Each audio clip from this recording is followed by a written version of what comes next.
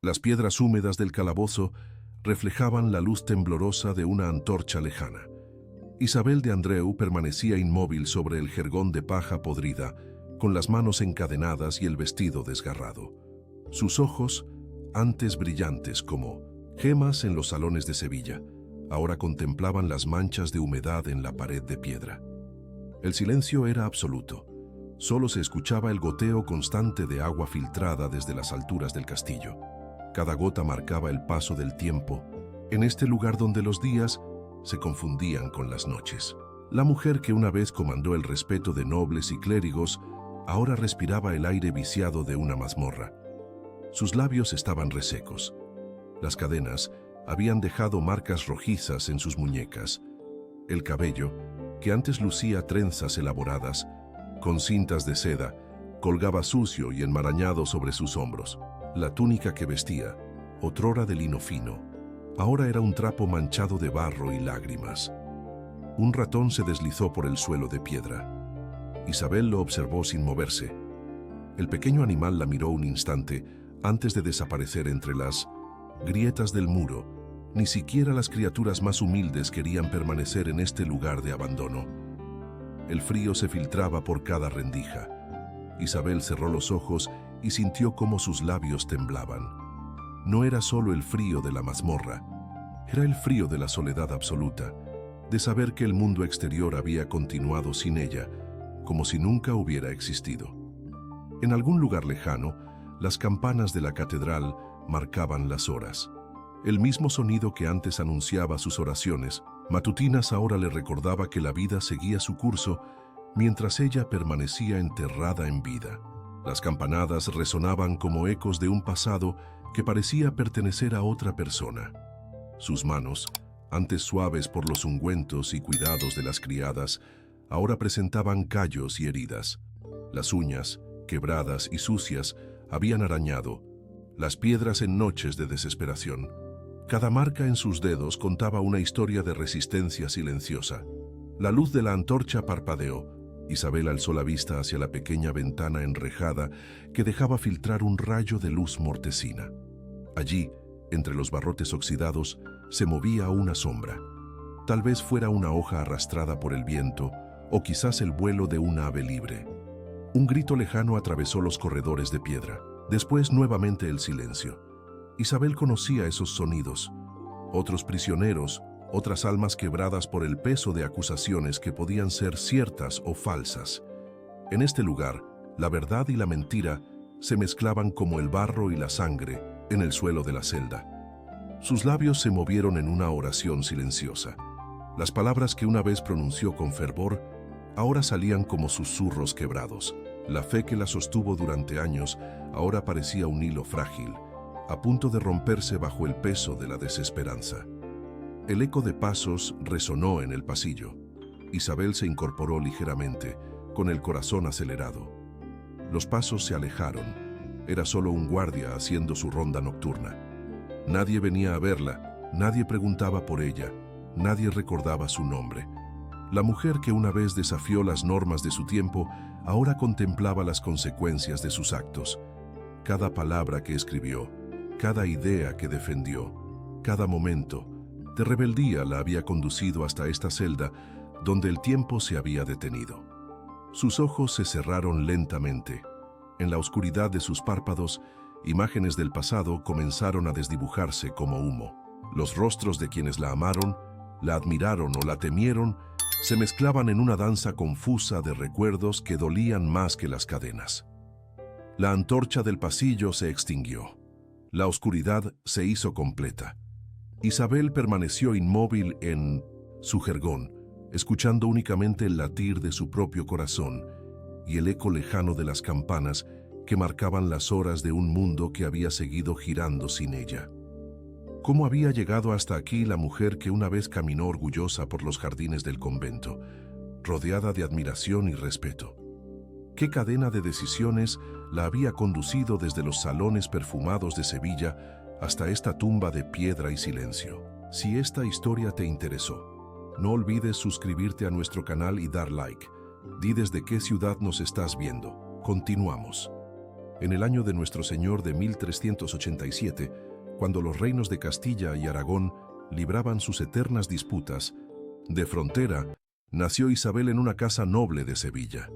Su padre, don Rodrigo de Andreu, era un comerciante próspero que había ganado el favor real transportando especias desde los puertos andaluces hasta las cortes del norte. El mundo medieval bullía con tensiones. Los reyes cristianos consolidaban su poder, mientras la influencia musulmana se replegaba hacia Granada. La Iglesia extendía sus tentáculos sobre cada aspecto de la vida cotidiana. Los nobles conspiraban en sus castillos. Los campesinos trabajaban las tierras bajo el peso de tributos interminables. En este escenario de alianzas frágiles y lealtades cambiantes, la familia Andreu ocupaba una posición privilegiada pero precaria. Don Rodrigo había logrado el equilibrio perfecto entre la obediencia al rey, la sumisión a la Iglesia y la discreción necesaria para mantener sus negocios florecientes. Isabel creció entre tapices bordados y manuscritos iluminados. Su madre, doña Elvira, la educó en las artes propias de una dama noble: bordado, música sacra, latín y las escrituras. Pero la niña mostraba desde temprana edad una curiosidad que inquietaba a sus tutores. Mientras otras jóvenes de su condición se conformaban con aprender oraciones y cánticos, Isabel hacía preguntas incómodas durante las lecciones de catecismo. Quería saber por qué las mujeres no podían leer ciertos textos sagrados.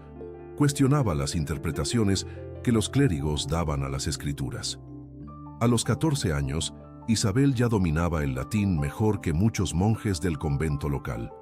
Su padre, orgulloso pero preocupado, decidió enviarla al convento de Santa Clara para que las hermanas moldearan su carácter rebelde. Esperaba que la disciplina conventual apagara esa llama peligrosa que ardía en los ojos de su hija. Pero el convento resultó ser el escenario perfecto para que Isabel desarrollara sus ideas. La biblioteca del monasterio contenía tesoros que ni siquiera los guardianes conocían completamente. Entre rollos polvorientos y códices olvidados, Isabel descubrió textos que hablaban de una espiritualidad diferente. La Madre Superiora, Sor Beatriz, era una mujer sabia que reconoció inmediatamente el talento excepcional de la joven.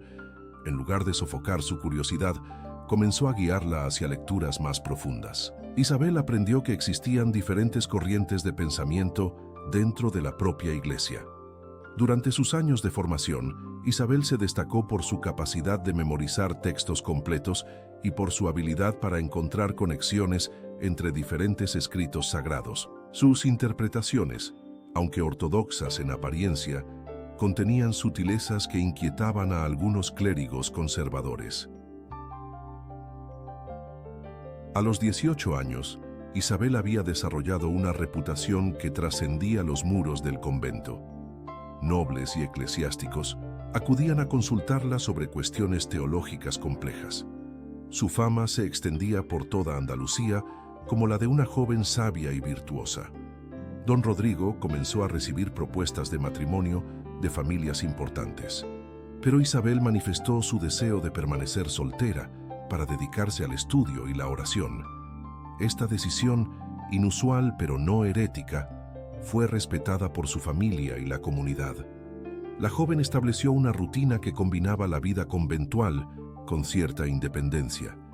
Vivía en la casa familiar, pero pasaba gran parte del día en el convento, donde había establecido una especie de escuela informal para mujeres nobles que deseaban profundizar en su educación religiosa.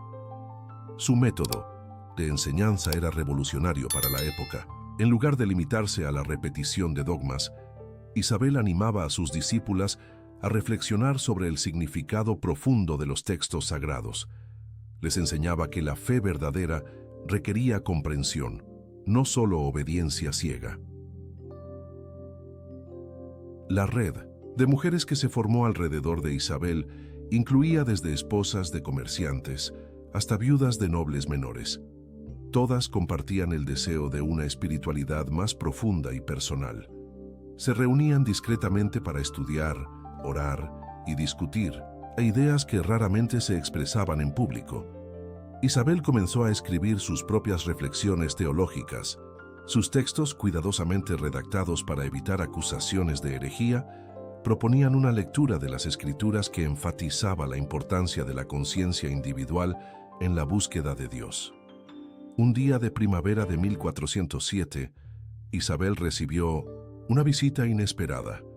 El obispo de Sevilla, don Fernando de Mendoza, había llegado al convento para conocer personalmente a la joven que causaba tanto revuelo en los círculos intelectuales de la ciudad. La conversación entre Isabel y el obispo duró 3 horas. Al final, don Fernando salió visiblemente impresionado. Declaró públicamente que Isabel poseía una sabiduría excepcional y que sus enseñanzas eran un ejemplo de fe verdadera para toda la comunidad cristiana. Este reconocimiento episcopal marcó el momento de triunfo definitivo en la carrera de Isabel. A los 20 años, se había convertido en la figura religiosa femenina más respetada de toda Andalucía, con una influencia que se extendía hasta la corte real de Castilla.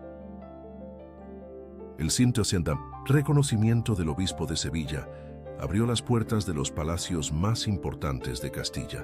En el otoño de 1408, Isabel recibió una invitación directa de la reina Catalina de Lancaster para servir como consejera espiritual de la corte.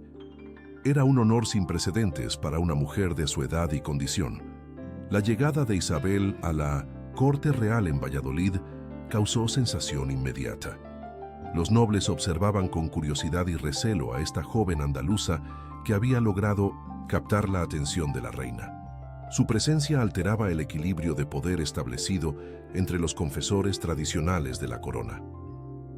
Isabel estableció rápidamente su autoridad espiritual sobre un círculo influyente de damas nobles. La reina Catalina, mujer culta y ambiciosa, encontró en ella una aliada intelectual que podía justificar teológicamente algunas de sus decisiones políticas más controvertidas. El primer conflicto surgió cuando Isabel cuestionó públicamente las indulgencias que vendía el clero para financiar la guerra contra Granada. En una audiencia con varios obispos, argumentó que la salvación no podía comprarse con monedas, sino que debía ganarse a través de la pureza del alma y la sinceridad de la fe. Sus palabras resonaron por todos los pasillos del palacio. Los nobles que habían comprado indulgencias para sus pecados pasados se sintieron atacados. Los clérigos que vivían de estas ventas vieron amenazados sus ingresos. La semilla del conflicto había sido plantada. Fray Alfonso de Madrigal, confesor principal del rey, se convirtió en el primer enemigo declarado de Isabel. Este dominico, hombre de gran influencia y temperamento feroz, consideraba que las ideas de la joven representaban una amenaza directa a la autoridad eclesiástica establecida. La disputa teológica se intensificó cuando Isabel presentó ante el Consejo Real un memorial sobre la reforma de los conventos. Proponía que las monjas tuvieran acceso directo a los textos sagrados sin intermediación masculina. Sugería que las hermanas pudieran elegir a sus propias superioras sin interferencia de los obispos. Estas propuestas, aunque formuladas con respeto y fundamentadas en escrituras, fueron interpretadas por el clero conservador como un ataque frontal al orden establecido. Fray Alfonso acusó públicamente a Isabel de sembrar semillas de rebelión en los conventos del reino. La primera traición llegó desde donde menos lo esperaba. Sor Beatriz, su antigua mentora del convento de Santa Clara, envió una carta secreta al obispo de Sevilla expresando preocupación por el rumbo radical que habían tomado las ideas de su antigua discípula. La carta, que se filtró entre los círculos eclesiásticos, describía cambios preocupantes en la personalidad de Isabel. Sor Beatriz afirmaba que el poder había corrompido a la joven, que ahora mostraba signos de soberbia espiritual y desprecio hacia las autoridades tradicionales. Esta acusación de su propia mentora golpeó profundamente a Isabel. La carta se utilizó como evidencia de que incluso quienes la conocían mejor habían perdido la confianza en ella. La red de apoyo que había construido durante años comenzó a mostrar las primeras grietas. El conflicto escaló cuando Isabel decidió traducir al castellano varios pasajes de las Escrituras que habitualmente solo se leían en latín. Argumentaba que el pueblo cristiano tenía derecho a comprender directamente la palabra de Dios, sin depender de interpretaciones clericales que podían estar sesgadas. Fray Alfonso denunció esta iniciativa como herética. Sostenía que permitir que los laicos accedieran directamente a los textos sagrados abriría las puertas a interpretaciones erróneas y herejías peligrosas. El latín, según él, protegía la pureza doctrinal, manteniendo las escrituras alejadas de manos inexpertas. La disputa se convirtió en una batalla campal dentro de la corte. Los nobles se dividieron en dos bandos: los que apoyaban la renovación espiritual propuesta por Isabel y los que defendían las tradiciones establecidas por el clero conservador. La reina Catalina, inicialmente protectora de Isabel, comenzó a sentir la presión política. Los obispos amenazaban con retirar su apoyo a la corona si se permitía que una mujer dictara políticas religiosas que afectaban a todo el reino. Un incidente menor precipitó la crisis mayor. Durante una misa solemne en la capilla real, Isabel se negó a arrodillarse cuando Fray Alfonso bendijo las reliquias que se exhibían para veneración pública. Su gesto fue interpretado como una falta de respeto hacia objetos sagrados. La acusación formal no tardó en llegar. Fray Alfonso presentó ante el tribunal eclesiástico una lista de cargos contra Isabel: soberbia espiritual, desprecio hacia las autoridades religiosas, propagación de ideas contrarias a la doctrina tradicional y corrupción de la fe de las mujeres nobles. Isabel respondió a las acusaciones con un escrito de defensa que se convertiría en uno de los documentos más controvertidos de su época. En él, no solo refutaba los cargos, sino que contraatacaba acusando al clero corrupto de traicionar los verdaderos principios cristianos. La guerra había comenzado oficialmente. Isabel había conquistado el reconocimiento y la influencia, pero ahora enfrentaba enemigos poderosos que no descansarían hasta verla destruida.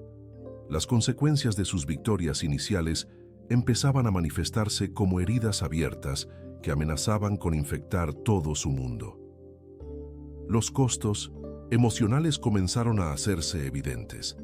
Isabel perdió el sueño, perdió el apetito y comenzó a desconfiar incluso de sus aliados más cercanos. La tensión constante la había transformado de una joven serena en una mujer vigilante y defensiva. La carta de su padre llegó una mañana fría de diciembre.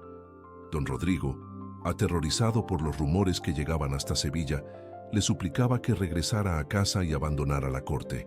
Le advertía que había desatado fuerzas que no podría controlar y que su vida corría peligro real. Isabel desechó las súplicas de su padre y decidió permanecer en la corte. Era el año 1409 y su influencia sobre la reina Catalina había alcanzado su punto máximo. Las damas nobles seguían acudiendo a ella en busca de guía espiritual y sus escritos circulaban clandestinamente por conventos de toda Castilla. Pero el poder había comenzado a mostrar su lado más oscuro. Isabel desarrolló una red de informantes entre criados y monjas que le reportaban las conversaciones privadas de sus enemigos. Utilizaba esta información para anticiparse a los ataques del clero conservador y para proteger a sus seguidoras. La paranoia se apoderó gradualmente de ella. Ordenó que sus habitaciones fueran revisadas diariamente en busca de venenos. Prohibió que sirvientes desconocidos se acercaran a su comida. Exigía que todas las cartas que recibía fueran abiertas en su presencia por personas de confianza. Sus enseñanzas se volvieron más radicales. Isabel comenzó a predicar que los sacramentos administrados por clérigos corruptos carecían de validez. Sostenía que una mujer pura podía confesarse directamente con Dios sin necesidad de intermediarios masculinos. Estas ideas bordeaban peligrosamente la herejía declarada. La guerra contra Granada proporcionó a Isabel una oportunidad inesperada de consolidar su poder. Cuando las tropas castellanas sufrieron una derrota humillante en las cercanías de Antequera, ella aprovechó para argumentar que Dios castigaba al reino por la corrupción de su clero. Convocó a las damas de la corte a un ayuno público de minutos de penitencia. Durante 3 días, las mujeres más influyentes del reino se abstuvieron de alimentos para expiar los pecados del clero corrupto. La demostración de poder fue impresionante, pero también despertó la furia de los obispos. El cardenal Pedro de Luna, legado papal enviado desde Aviñón, llegó a Valladolid con órdenes específicas de investigar las actividades de Isabel. Su presencia en la corte marcó el inicio de una nueva fase en el conflicto. Ya no se trataba solo de disputas locales, sino de una intervención directa del papado. Isabel cometió el error de subestimar al cardenal. En su primera audiencia con él, se mostró altiva y desafiante. Cuando Luna cuestionó algunas de sus interpretaciones teológicas, ella respondió citando textos que el propio cardenal desconocía. La humillación pública del legado papal fue un triunfo pírrico. Las alianzas en la corte comenzaron a reconfigurarse rápidamente. Nobles que antes apoyaban a Isabel empezaron a distanciarse cuando se dieron cuenta de que estaba enfrentando directamente a Roma. La reina Catalina, presionada por su confesor, redujo gradualmente la frecuencia de sus encuentros privados con Isabel. La primera grieta familiar se manifestó cuando su hermana menor, Leonor, llegó desde Sevilla para suplicarle que abandonara la corte. Leonor había contraído matrimonio con un noble cercano al clero conservador y temía que las actividades de Isabel comprometieran el futuro de toda la familia Andreu.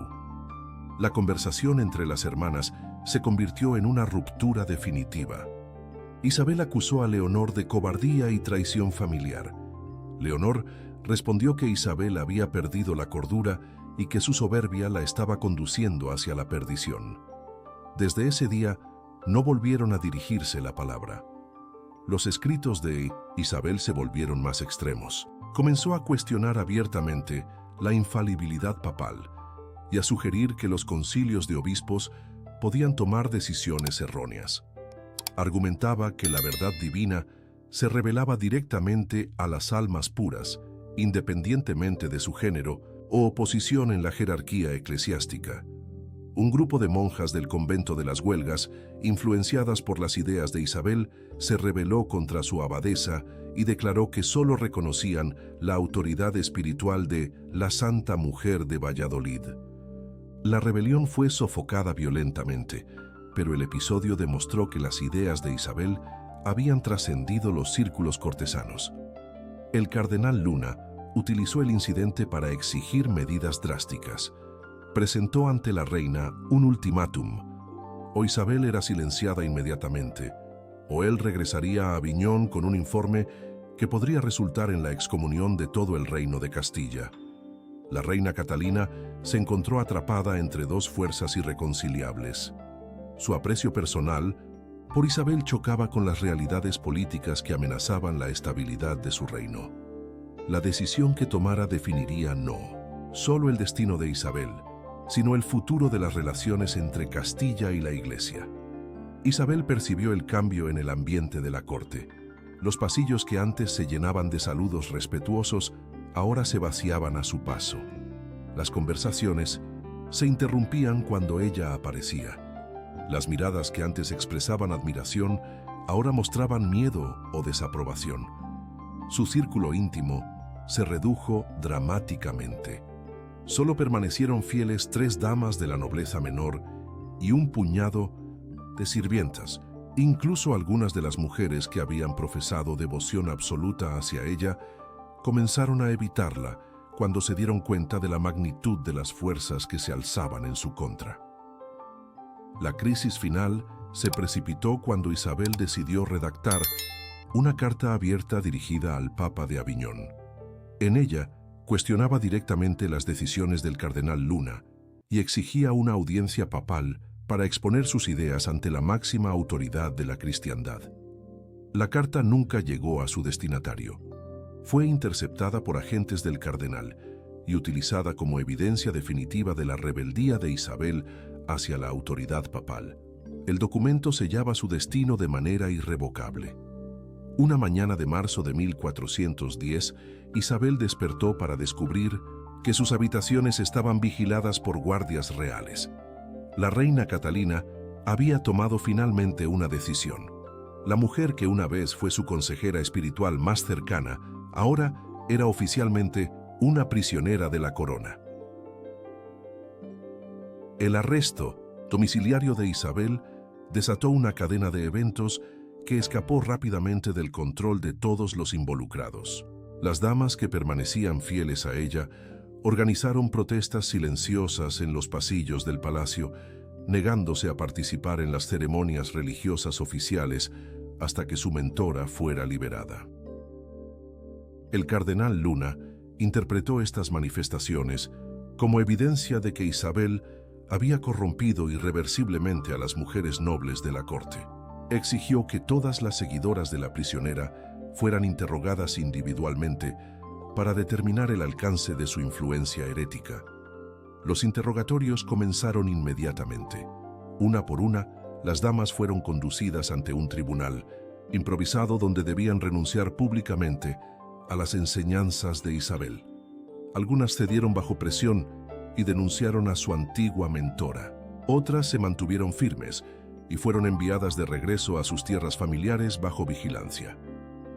Doña María de Guzmán, la más fiel de las seguidoras, sorprendió a todos al revelar durante su interrogatorio que Isabel había estado manteniendo correspondencia secreta con grupos de mujeres en otros reinos. Las cartas, que fueron confiscadas de inmediato, demostraban que la influencia de Isabel se extendía mucho más allá de las fronteras de Castilla.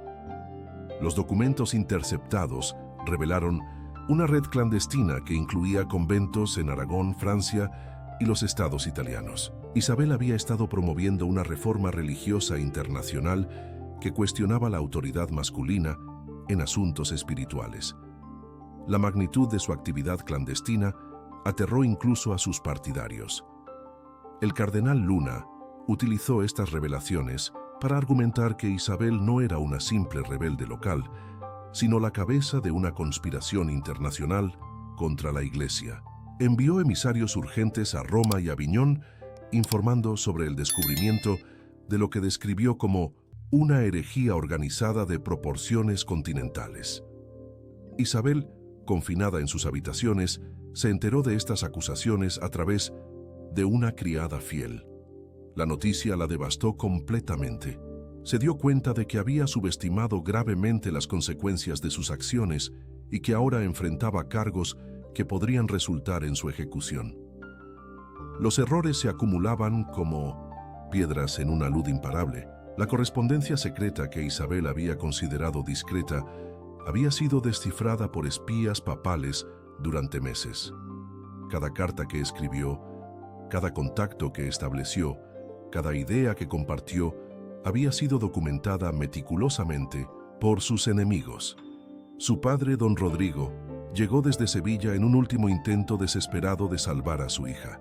El anciano comerciante se arrodilló ante la reina Catalina, suplicando clemencia. Ofreció toda su fortuna como garantía de que Isabel abandonaría para siempre las actividades religiosas y regresaría a la vida privada.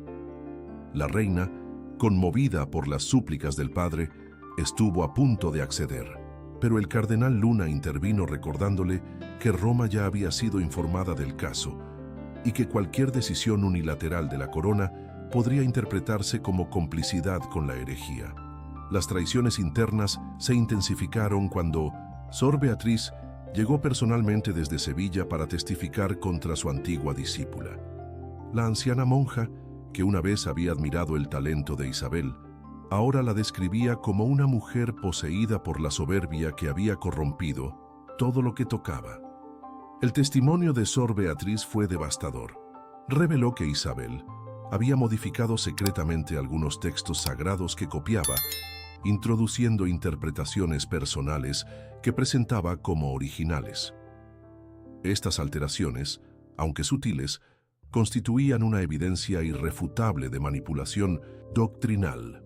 La población de Valladolid, inicialmente indiferente al conflicto cortesano, comenzó a volverse contra Isabel cuando los predicadores la señalaron como responsable de una serie de desgracias que habían afectado a la ciudad. Una epidemia menor, una cosecha pobre y varios incendios fueron atribuidos a la maldición divina por tolerar herejías. Los comerciantes que dependían del favor real empezaron a exigir públicamente que Isabel fuera castigada para apaciguar la ira divina. Las mismas clases populares que antes admiraban su sabiduría, ahora la veían como una amenaza para la estabilidad del reino. Isabel se hundió en una desesperación profunda cuando se enteró de que incluso las monjas del convento de Santa Clara habían votado para expulsar su nombre de los registros oficiales. El lugar donde había descubierto su vocación ahora la repudiaba públicamente como si nunca hubiera existido. Sus últimas cartas, escritas en secreto y pasadas de contrabando por una criada fiel, mostraban a una mujer quebrada que ya no reconocía el mundo que la rodeaba. Escribía sobre pesadillas recurrentes, donde se veía rodeada de rostros que la acusaban en idiomas incomprensibles. La pérdida de control se manifestó físicamente. Isabel desarrolló temblores en las manos que le impedían escribir con claridad. Perdió peso dramáticamente y su cabello comenzó a encanecer prematuramente. Los guardias reportaron que hablaba sola durante las noches, manteniendo conversaciones imaginarias con personas ausentes. El aislamiento se volvió absoluto cuando la última de sus criadas fieles fue arrestada por intento de contrabando de correspondencia. Isabel quedó completamente sola, sin contacto con el mundo exterior, dependiendo únicamente de los guardias para su alimentación básica. Una tarde de octubre, mientras contemplaba desde su ventana los jardines del palacio que una vez había recorrido como señora respetada, Isabel vio acercarse una comitiva oficial. Los estandartes que portaban no eran de la corte castellana, eran los colores papales de Roma. La Inquisición había llegado finalmente a Valladolid. El inquisidor papal Tomás de Torquemada llegó a Valladolid precedido por una reputación que helaba la sangre de herejes y pecadores en toda Europa. Su presencia transformó inmediatamente el ambiente de la corte. Los nobles que antes susurraban conspiraciones ahora caminaban en silencio, temerosos de que cualquier palabra pudiera ser interpretada como sospechosa. Isabel fue trasladada desde 1900 en sus habitaciones del palacio hasta una celda en los sótanos del castillo. El contraste fue brutal. De tapices bordados y ventanas con vista a jardines, pasó a paredes de piedra húmeda y una ventana enrejada que apenas dejaba filtrar luz. El primer interrogatorio tuvo lugar en una sala austera, iluminada por antorchas. Torquemada, vestido con hábitos negros, se sentó tras una mesa de roble mientras dos escribanos registraban cada palabra. Isabel, debilitada por meses de confinamiento, fue conducida ante él con grilletes en los tobillos. Las preguntas iniciales fueron aparentemente inocuas. Torquemada indagó sobre su educación, sus maestros, los libros que había leído. Isabel respondió con voz temblorosa, pero manteniendo su dignidad. No se daba cuenta de que cada respuesta era una pieza más en el rompecabezas que el inquisidor estaba construyendo. La trampa se cerró cuando Torquemada presentó las cartas interceptadas. Una por una, leyó en voz alta fragmentos donde Isabel cuestionaba la autoridad papal, defendía el acceso directo de las mujeres a los textos sagrados y promovía interpretaciones personales de las escrituras. Isabel intentó defender sus palabras, argumentando que siempre había actuado desde la fe sincera y el amor a Dios. Torquemada la interrumpió bruscamente. Le explicó que la sinceridad no excusaba la herejía y que el amor mal dirigido podía convertirse en el peor de los pecados. Las acusaciones formales fueron leídas en latín por un notario papal. Isabel fue acusada de herejía doctrinal, corrupción de la fe femenina, sedición contra la autoridad eclesiástica, falsificación de textos sagrados y conspiración internacional contra la Santa Iglesia. La humillación pública comenzó cuando Isabel fue exhibida en la Plaza Mayor de Valladolid, vestida con el sanbenito amarillo que identificaba a los herejes. Miles de personas se congregaron para ver a la mujer que una vez había sido admirada por su sabiduría. Algunos gritaban insultos, otros permanecían en silencio sepulcral. Su padre, don Rodrigo, estaba entre la multitud. El anciano comerciante lloraba abiertamente al ver a su hija expuesta al escarnio público. Había gastado toda su fortuna en sobornos inútiles intentando salvarla. Ahora solo podía contemplar impotente la destrucción de su linaje. El proceso judicial se extendió durante 2 meses. Cada día traía nuevos testimonios en su contra. Antiguos aliados, sirvientes comprados y clérigos ambiciosos desfilaron ante el tribunal proporcionando evidencias reales o inventadas sobre las actividades heréticas de Isabel. La reina Catalina fue obligada a testificar contra quien había sido su consejera espiritual. Con voz quebrada, declaró que Isabel había abusado de su confianza para promover ideas contrarias a la doctrina católica. Negó haber apoyado conscientemente cualquier herejía y se declaró víctima de la manipulación de la acusada. Sor Beatriz proporcionó el testimonio más devastador. Reveló que durante años había observado cómo Isabel modificaba sutilmente los textos que copiaba, introduciendo interpretaciones personales que presentaba como originales. Describió a su antigua discípula como una mujer corrompida por la soberbia que había perdido completamente la humildad cristiana. La defensa de Isabel fue patética, sin abogados que se atrevieran a representarla y sin testigos dispuestos a hablar en su favor. Se vio obligada a defenderse sola ante magistrados que ya habían decidido su destino. Sus argumentos teológicos, una vez brillantes, sonaban ahora como balbuceos de una mujer quebrada. El pueblo de Valladolid, influenciado por la propaganda inquisitorial, exigía un castigo ejemplar. Los mercados resonaban con conversaciones donde se culpaba a Isabel de todos los males que habían afectado a la ciudad. La epidemia, las malas cosechas, los incendios, todo era consecuencia de haber tolerado sus herejías.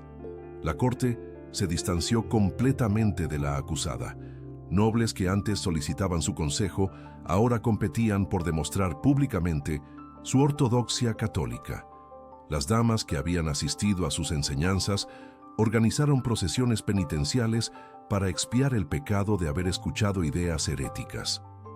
Los conventos de toda Castilla enviaron cartas al tribunal expresando su repudio hacia Isabel. Las monjas que una vez admiraron su sabiduría, ahora la describían como un instrumento del demonio que había intentado corromper la pureza de la vida religiosa femenina. El cardenal Luna, satisfecho por el desarrollo del proceso, preparó un informe triunfal para Roma. En él describía cómo la intervención papal había logrado erradicar una herejía peligrosa que amenazaba con extenderse por toda Europa. Isabel sería presentada como ejemplo de lo que sucedía a quienes desafiaban la autoridad de la Iglesia. Durante las últimas semanas del proceso, Isabel perdió la capacidad de defensa coherente. Los interrogatorios prolongados, las humillaciones públicas y el aislamiento total habían quebrado su resistencia mental. Sus respuestas se volvieron confusas y contradictorias. Una mañana de diciembre de 1410, Torquemada anunció que el tribunal había llegado a una decisión final. Isabel fue conducida a la sala principal del castillo, donde una multitud expectante aguardaba conocer su destino. El inquisidor se alzó lentamente y desplegó el pergamino que contenía la sentencia. Su voz resonó por toda la sala cuando pronunció las palabras que todos esperaban. Isabel de Andreu, por los crímenes de herejía doctrinal y sedición contra la Santa Madre Iglesia, el tribunal te condena a ser relajada al brazo secular para que recibas el castigo que tus pecados merecen. La sentencia de muerte había sido pronunciada oficialmente. El auto de fe se celebró en la Plaza Mayor de Valladolid el 15 de enero de 1411, bajo un cielo gris que amenazaba nieve. Isabel fue conducida al cadalso vestida con el sanbenito y una coroza de papel que identificaba sus crímenes. Sus pasos eran lentos y vacilantes, pero mantuvo la cabeza erguida hasta el final. Miles de personas se congregaron para presenciar la ejecución. Entre la multitud estaban nobles, clérigos, comerciantes y campesinos que habían viajado desde aldeas lejanas para ver el castigo de la hereje. El silencio era absoluto cuando Isabel fue atada al poste central de la pira. Los últimos momentos fueron documentados meticulosamente por los escribanos inquisitoriales. Isabel rechazó la oportunidad de confesarse con un sacerdote, declarando que su conciencia estaba limpia ante Dios. Cuando las llamas comenzaron a alzarse, no gritó ni suplicó clemencia. Murió en silencio, con los ojos fijos en el cielo.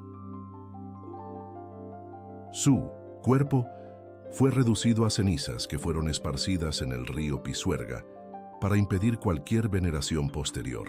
Sus pertenencias fueron confiscadas por la Inquisición. Todos los manuscritos que había escrito fueron quemados públicamente. Su casa familiar en Sevilla fue marcada con una placa que advertía sobre los peligros de la herejía. La familia. Andreu sufrió la damnatio memoriae completa. Don Rodrigo murió pocos meses después, quebrado por la vergüenza y la ruina económica. Su hermana, Leonor, cambió su apellido y se trasladó a un convento remoto donde vivió en 1900. Penitencia perpetua. El linaje se extinguió oficialmente cuando el último hermano varón murió sin descendencia. La memoria de Isabel fue sistemáticamente borrada de los registros oficiales. Su nombre fue eliminado de los archivos del convento de Santa Clara. Las cartas que había dirigido a la reina Catalina fueron destruidas. Los testimonios de sus seguidoras fueron confiscados y quemados. La Iglesia aplicó una política de silencio absoluto sobre su existencia. Sin embargo, las consecuencias de su actividad se extendieron mucho más allá de su muerte. Las ideas que había promovido sobre el acceso directo de las mujeres a los textos sagrados se mantuvieron vivas en círculos clandestinos. Conventos de Francia y los estados italianos continuaron desarrollando las interpretaciones teológicas que ella había iniciado. La represión que siguió a su ejecución transformó profundamente la estructura religiosa de Castilla. La Inquisición fortaleció enormemente su poder, estableciendo tribunales permanentes en todas las ciudades importantes del reino. La ortodoxia doctrinal se volvió más rígida, eliminando cualquier espacio para interpretaciones alternativas de las Escrituras. Paradójicamente, los métodos utilizados para silenciar a Isabel fueron adoptados décadas más tarde por reformadores masculinos que promovían ideas similares. Las traducciones de textos sagrados al castellano, que ella había defendido arriesgando su vida, se convirtieron en práctica común durante el siglo siguiente. Las mujeres nobles de Castilla aprendieron la lección de su destino. Durante generaciones posteriores, evitaron cuidadosamente cualquier actividad que pudiera interpretarse como desafío a la autoridad masculina en asuntos religiosos. El espacio para la participación femenina en debates teológicos se cerró herméticamente. Los cronistas oficiales reescribieron completamente la historia de los años 1408-1410. En las versiones autorizadas, Isabel aparecía únicamente como una mujer enloquecida por la soberbia que había sido justamente castigada por sus errores. Sus contribuciones intelectuales fueron atribuidas a los hombres que la habían educado. Torquemada utilizó el caso de Isabel como modelo para futuras persecuciones. Los métodos de interrogatorio, las técnicas de humillación pública y los procedimientos judiciales desarrollados durante su proceso se convirtieron en el protocolo estándar de la Inquisición española. La reina Catalina, traumatizada por los eventos, se refugió en una religiosidad extrema que marcó el resto de 1916. Su reinado nunca más permitió que mujeres participaran en decisiones políticas de importancia. Su corte se volvió notablemente más conservadora y tradicionalista. Un siglo después, cuando los vientos de reforma comenzaron a soplar por Europa, algunos teólogos redescubrieron fragmentos de los escritos de Isabel que habían sobrevivido en bibliotecas remotas. Sus ideas sobre la conciencia individual y la interpretación personal de las escrituras resonaron con las nuevas corrientes de pensamiento. La mayor ironía histórica se reveló cuando la propia Iglesia Católica, durante el Concilio de Trento, adoptó algunas de las reformas que Isabel había propuesto. El acceso de las monjas a textos sagrados sin intermediación masculina se convirtió en práctica aceptada. La traducción de las escrituras a lenguas vernáculas fue finalmente autorizada. Los historiadores posteriores debatieron extensamente sobre el verdadero carácter de Isabel de Andreu. Para algunos, había sido una visionaria adelantada a su tiempo que pagó el precio de desafiar estructuras de poder inmutables. Para otros fue simplemente una mujer orgullosa que había perdido el equilibrio mental bajo la presión del poder. Lo que permanece indiscutible es el impacto duradero de su ejemplo. Su destino sirvió como advertencia para generaciones de mujeres que consideraron desafiar las normas establecidas, pero también inspiró secretamente a quienes soñaban con una espiritualidad más libre y personal. En los archivos secretos del Vaticano, custodiados bajo 7 llaves, se conserva un expediente completo sobre el caso de Isabel de Andreu, documentos que revelan que algunos cardenales de la época consideraron privadamente que sus ideas tenían mérito teológico, pero que las circunstancias políticas hicieron imposible cualquier clemencia. La historia de Isabel de Andreu quedó enterrada durante siglos bajo capas de silencio oficial y terror inquisitorial. Su nombre se convirtió en susurro prohibido, su memoria en sombra peligrosa, pero las ideas que defendió continuaron germinando en la oscuridad, esperando tiempos más favorables para florecer nuevamente. El fuego que consumió su cuerpo no pudo extinguir completamente la llama que había encendido en las mentes de quienes buscaban una fe más auténtica y personal. Fin de la historia. Y tú, noble espectador, que caminaste con nosotros por los oscuros salones de la historia, ¿qué llevas contigo de esta jornada? Si esta narrativa te tocó, suscríbete al canal, deja tu like y comparte con quienes aman la historia viva e intensa. Y no te pierdas el próximo episodio. Hablaremos sobre Juana la Loca, la reina que desafió un imperio. Nos vemos allí.